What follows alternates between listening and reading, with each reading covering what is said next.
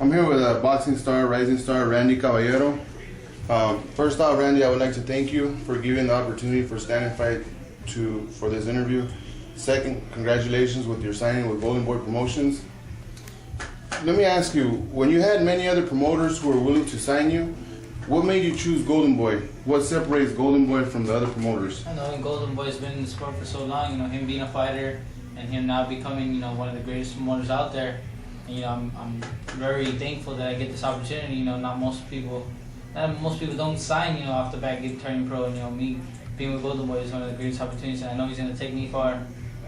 Yeah, they have a lot of experience in the game, would you say, yeah? Oh, yeah. And they think they'll take care of you? Yeah. They'll get you the right fights? Oh, yeah, dude, I know he'll take care of me, even with my manager, my team, everybody I have on my side. We're going to take care of me, and we're going to take it up all the way, and we're going to show him that it was a good choice making me sign with them. Okay. Well, once I heard you say you don't care about the money, you just love to fight, and you just want to show the world what you can do. At this moment, do you really mean that? Do you really mean that you just want the world to see what you can do? Oh yeah, I've been in the sport since I was a little kid, growing up with my brother, fighting in the living room, and now, me finally turning pro and being inside the ring, and having everybody around there, it's a great feeling, and I honestly think that, I'm gonna make it somewhere, not just become, another fighter out there. I really want to become a Hall of Fame, someone that's one of the greatest fighters out there. Yeah, some people, they cry about the money, they want this, they want that, and to me, you just seem like that's what you love to do, that you want to fight. And I believe in time, showing the world what you can do, I think the money will come. Oh yeah, definitely will come, but, like I said, it's the love for the sport I have, I love being in that ring. It's one of the greatest feelings I've ever had, stepping in this ring. Okay, coming out is your opponent. You probably don't know much about, but you were scheduled to have an opponent. Can you tell me about that? He fell through, or? I don't know nothing about the fight. I knew who the fighter was. I've seen him fight before. We were getting ready for him, but something happened. Whatever happened. But whoever it is, I'm ready for anybody.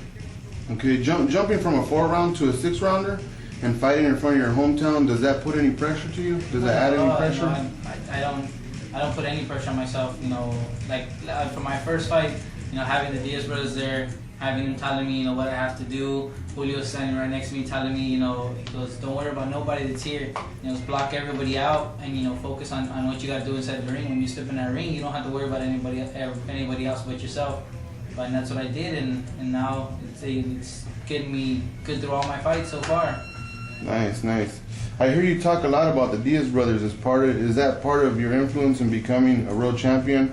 How does that play a role in everything you've accomplished? The Diaz brothers have been, I grew up with them, seeing them fight, especially Tonio, seeing them fight at the Fantasy Springs. I remember going over there all the time watching them fight. It's a feeling that I've always wanted to have. And now it's my time to shine, and I'm going to show everybody that I got it. So now that you're fighting here at the Fantasy Springs, growing up, you've seen Tonio, the Diaz brothers fight there.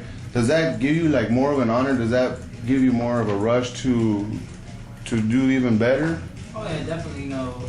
Seeing Tonio, what he's accomplished, Julio, what he's accomplished in his sport, that's where I want to be. I want to get up there and win all those titles that are out there for myself, in every different weight class. I'm just going to show that, this valley does have fighters, and we're all great fighters.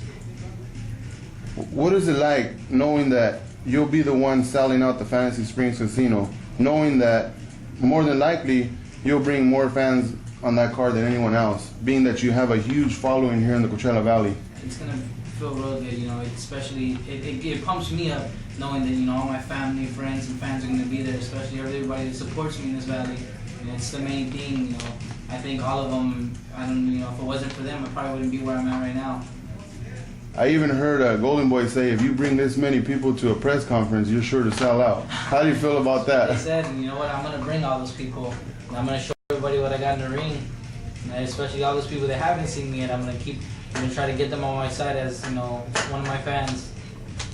How does it feel when you're out in public and people come up to you, they recognize you and say, hey, there's Randy Caballero, can I get an autograph? Can we take a picture? What does that make you feel like? It's crazy, growing up, going to shows and seeing those pro fighters there, me going up to, all those Tonio, Julio, everybody going up to them, I want a picture, and then Oscar De La Hoya shows up, everybody wants a picture and autograph. And now I'm starting to see it.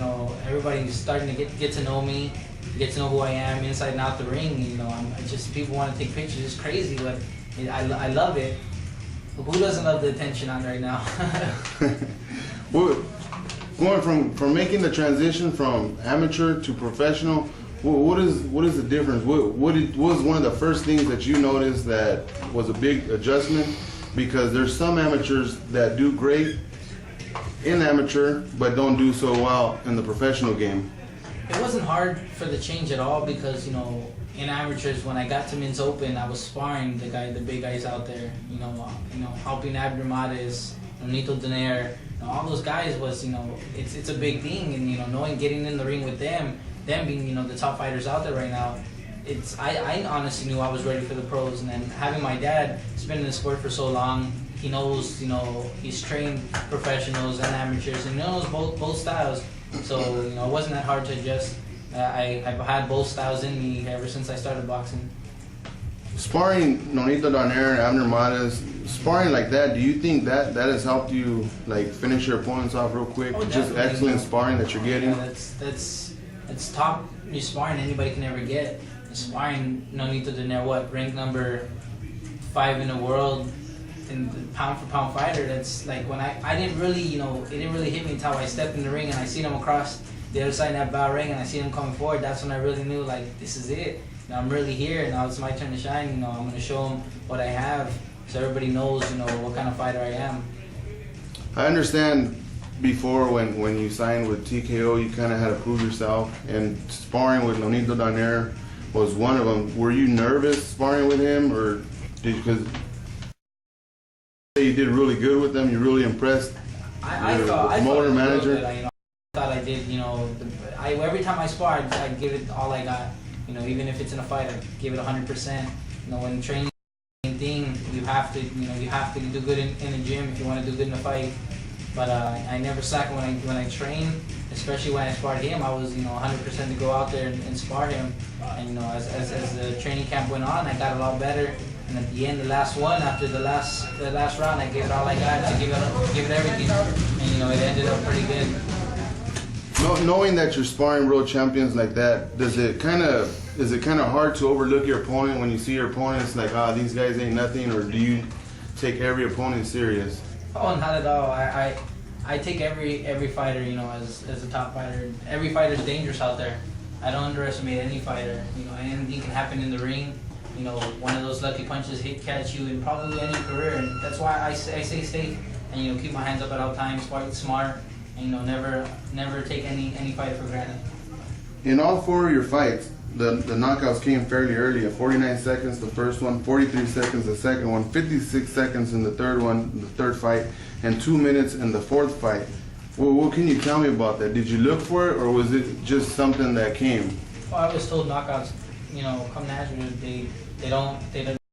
I don't walk in a ring. Never do I walk in a ring saying I'm gonna knock this guy out. I fight smart, and if I catch him with the lucky punch, it goes in, and then he goes out, then it's better for me. I heard you say if you get him out early, your career lasts longer. Oh yeah, definitely. That's what I've heard from all the Diaz brothers. Told me that you knock them out, the faster you knock them out, the longer you last in this sport. What can you tell me about your next fight here at the Fantasy Springs Casino? Are you just gonna go in there, relax? You're gonna? Oh, definitely. Well, every time I step in the ring, I'm relaxed. I'm ready for the fight, and we've been training hard. Training camp has been great, and 2 more weeks away, and I'm ready. Randy, if there's one thing that I've noticed about you, you're a very humble guy. You don't talk bad about other fighters. You don't cry about fighting certain fighters. You pretty much just fight who's given to you. You don't make no excuses. If they tell you you're going to fight this person, you're going to fight this person. And according to the records, a lot of people won't fight you because of your amateur career, and not only that, but your explosive professional already right now is kind of like making people wonder, wow, do I really want to get knocked out? And I think that's something that people want to see. Is there anything you would like to say to your fans? I just want to say, hopefully they all make it to Fantasy Springs on October 15th, and I'm going to put on a good show for all of them. And if it comes out with a knockout, then hey, it comes out with a knockout, better for me.